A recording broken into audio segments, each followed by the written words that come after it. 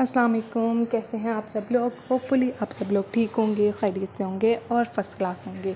Welcome back to my channel, it's your dietitian Basira Shabir.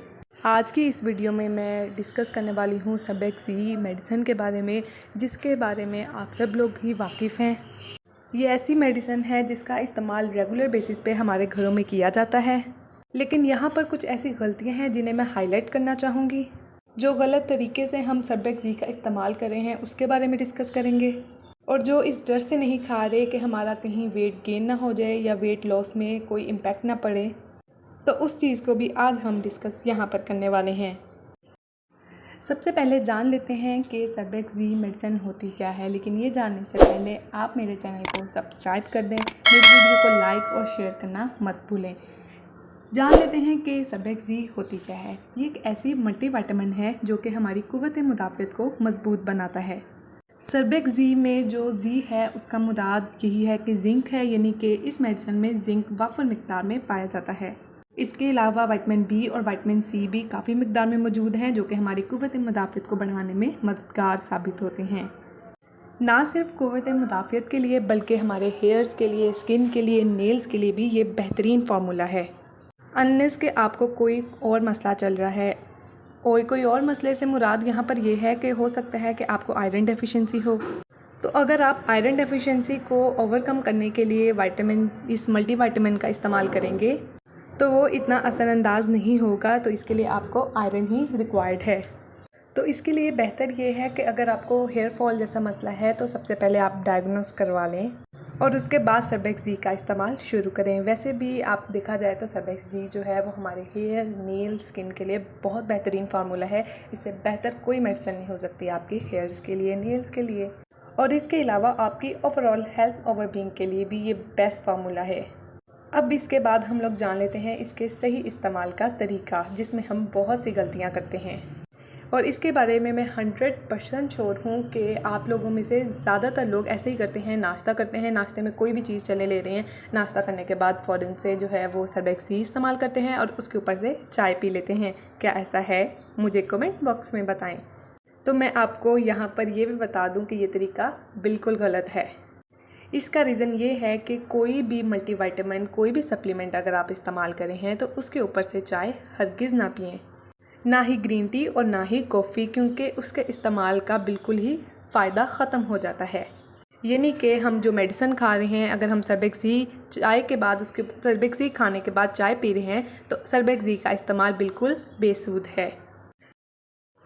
कहवा पीने के बाद, चाय के पीने के बाद या फिर कॉफ़ी पीने के बाद अगर कोई भी मल्टीविटामिन आप इस्तेमाल कर रहे हैं या इसके साथ इस्तेमाल कर रहे हैं तो ये इसकी एब्जॉर्प्शन, मल्टीविटामिन के एब्जॉर्प्शन के लिए बिल्कुल भी सही नहीं है। इस तरह आपके विटामिन जो हैं वो आपकी बॉडी में जाके एब्जॉर्ब ही नहीं होंगे, तो आपका फ़ायदा कहाँ से पहुँचेगा।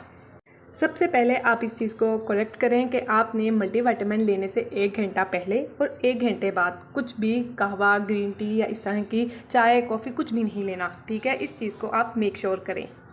सबसे पहले गलती आपकी यहाँ से ख़त्म हो जाएगी। इसके बाद हम बात कर लेते हैं कि बहुत सारे लोग ये भी करते हैं कि सादा दूध के गिलास के साथ सर्बेक्सी खा लेते हैं।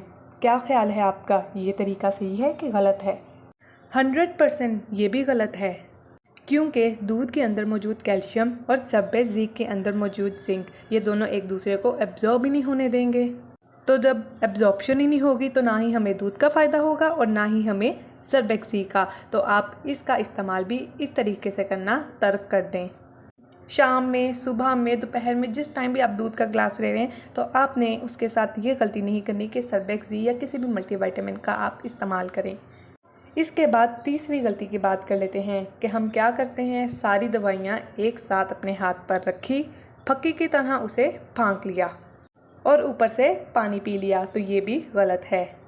ये पॉसिबल है कि उसमें आयरन हो या कोई भी दूसरा विटामिन, सप्लीमेंट्स कुछ भी हो सकता है, तो वो जिंक की एब्जॉर्प्शन में बिल्कुल भी कारआमद साबित नहीं होता। तो इस वजह से ना ही हमें दूसरी मेडिसिन का फ़ायदा होता है और ना ही सर्बेक्सी का।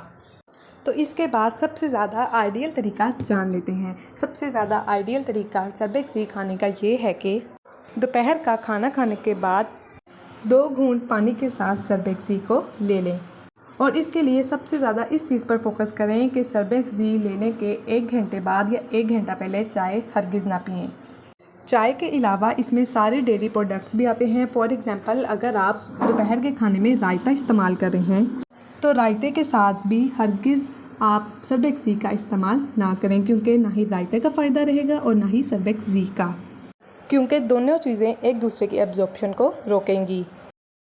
और इस बात का भी ख्याल रखना है कि खाना खाने के आधे घंटे के बाद आपने सर्बेक्सी लेनी है।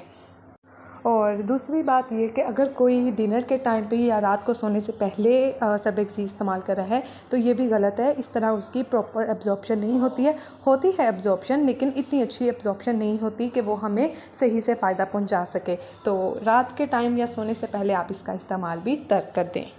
सर्बेक्सी के अलावा कोई भी अगर हम विटामिन ले रहे हैं, फॉर एग्ज़ाम्पल विटामिन डी ले रहे हैं, तो वो भी हम लोगों को चाहिए कि रात को ना लें। बहुत सारे लोग ऐसे करते हैं कि मेडिसिन लेते हैं कि वो रात के टाइम ही अच्छी है। ऐसा बिल्कुल भी नहीं है। रात के टाइम विटामिन डी की या किसी भी और विटामिन मल्टीविटामिन्स की जो है एब्जॉर्प्शन वो बिल्कुल प्रॉपर्ली नहीं होती। तो कोशिश करें कि आप नेक्स्ट डे इसका इस्तेमाल करें। मॉर्निंग टाइम में या दोपहर के टाइम में इसका इस्तेमाल सबसे बेस्ट रहेगा। यही वो चंद हदायत हैं सर्बेक्सी के बारे में कि आपने इसके खाने के घंटा पहले या घंटा बाद में चाय, कॉफ़ी, टी या किसी भी और चीज़ का इस्तेमाल नहीं करना, डेयरी प्रोडक्ट का इस्तेमाल नहीं करना। और दूसरी चीज़ ये कि दिन के टाइम इस सर्बेक्सी का इस्तेमाल करें, ज़्यादा बेहतर है इसकी एब्जॉर्प्शन के लिए। इन हदायत पर अमल करें, अपनी और अपने दूसरों की ज़िंदगी आसान बनाएं। मेरे चैनल को सब्सक्राइब करना मत भूलें। मिलते हैं जी नेक्स्ट वीडियो में। तब तक के लिए अपना और अपनी सेहत का बहुत ख्याल रखें। अल्लाह हाफिज़।